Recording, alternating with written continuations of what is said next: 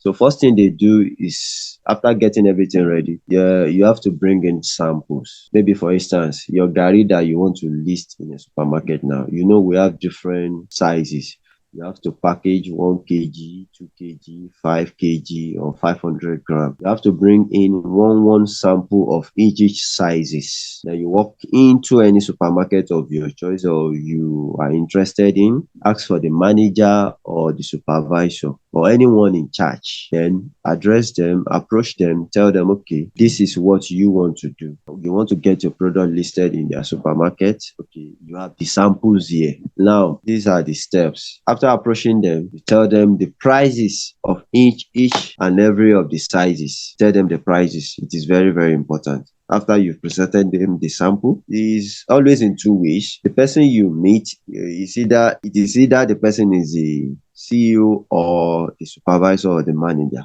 Because it's not that you just bring it in, they will just see it instantly and tell you, oh yeah, supply. No, they have to put a lot of things in place as well. Okay, this product, are we going to receive it? Is it going to be profitable for us? Now, another thing they consider is this. After telling them your prices of individuals of the sizes, then they have to consider, okay, assuming the product is not new, the person that is supplying us before, what is the comparison of the prices? Is yours as a new supplier, is it higher than the one we are selling before? You understand? So you have to put a lot of things in place. That's the reason why they needed the price.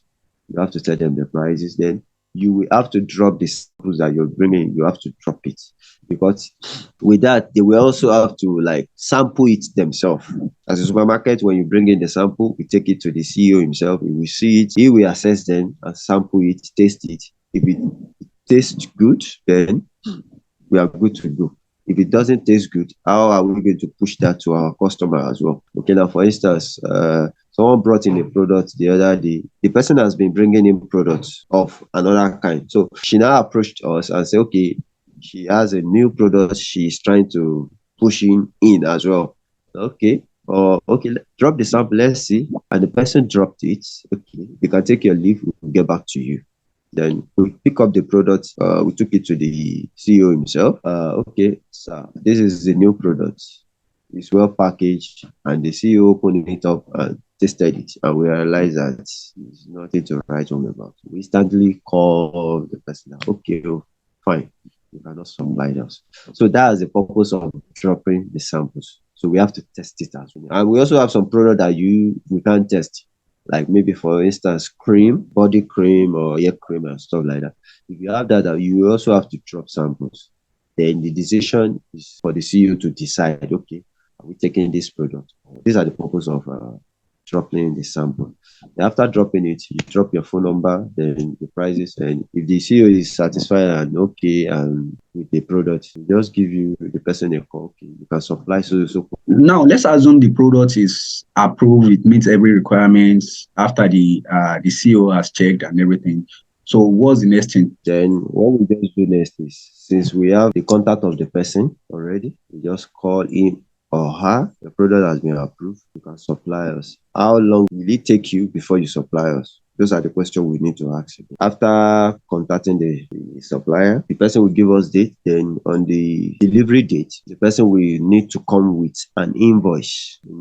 Every supplier must have an invoice. The invoice is where the product will be listed, quantity, items, price per carton, and then total. The supplier will list them and total it up, put the total in numbers and also in figure. And also the invoice must carry the name of the company of the person, of the supplier. Then aside that, the account details of the seller must be on the invoice, because after the person has supplied us, we receive it, the inventory officer will input it on our database. Okay, so if it is new product, we will create a column for it. A regular product, the inventory officer will just add it up to the ones on ground already. The inventory officer, after inputting it on the database, then we now send the invoice to the CEO himself for payment. So that's how it works. On average, what's the minimum quantity you usually order for that initial order? For the first supply, it depends on the product.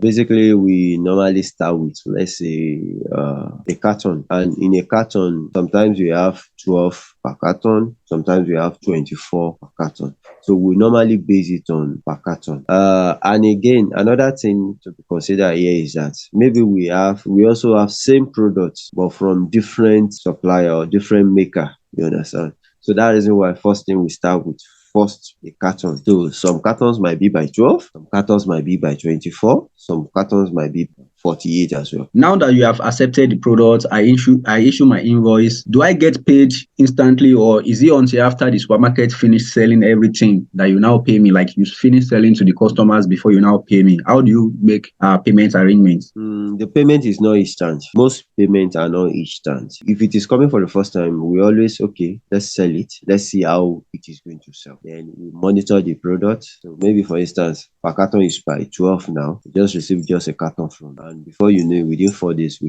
sold it out. Then you receive your payment. You understand? Then subsequent payment will be more faster. So we always try to be cautious of ourselves, because we have some product that the supplier supplied us and we realize that the product was just there. We try to push it, we market it on our own. We realize that people are not really asking. So that is why we minimize the first quantity you're going to supply to us. Then we check how the progress is, then we sell it off, then we pay you. Then the subsequent one, the payment will be fast. Now that my product has been listed, what can I do as a supplier to also enhance the sellability of my product, for my product to also sell? Because now when I went to your supermarket, I saw the same product from different people. So how can I make my own product stand out so that customers will actually be picking my products? What can I do after that? This make me remember one supplier that supplied us for the first time. She's into wheat chin chin. So our own chin chin was made from wheat. She was coming for the first time, since we don't even have anything called wheat chin chin on our shelves. We receive just a carton from. I remember what the supplier did that day. She waited till we shelve the product. After shelving it, she video recorded our product by herself, and she showed our store name, Lead Superstore. Instantly, she posted it on her status. My product is now in Lead Supermarket. This is one first thing a suppliers must do. Aside we listing your product on our shelf, you also helping yourself by also marketing your product as well. Telling people in Oshobo, because the supplier is from Ife. He started telling people that people in Oshobo, you can now get my product. This is another effort from the supplier to do so that the product can sell fast. Then aside that, as a supplier, you don't just supply your product and just sit down and relax. Since the market is now competitive, what are the efforts you need to put in place? Number one, aside you posting it on your status, and so that your customer can know, okay, they don't need to go far to get product again. It is now in a neighborhood closer to them. Another thing to do is checking your product regularly. Okay, how far it's not that maybe you just call, hello. Some suppliers, they will just call, hello, please, how is my product doing? No.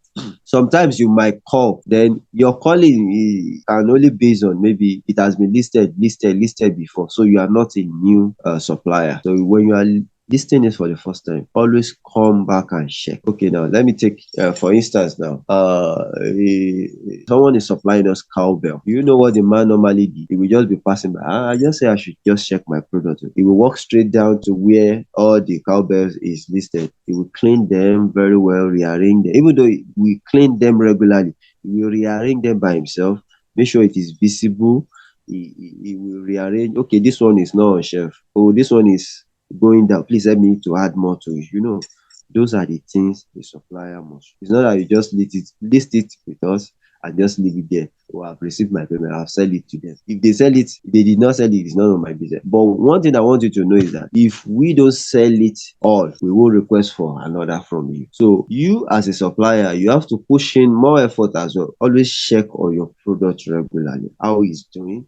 Not only calls, you come physically, you view it yourself, you make it visible more, so that customer will even love to buy it more.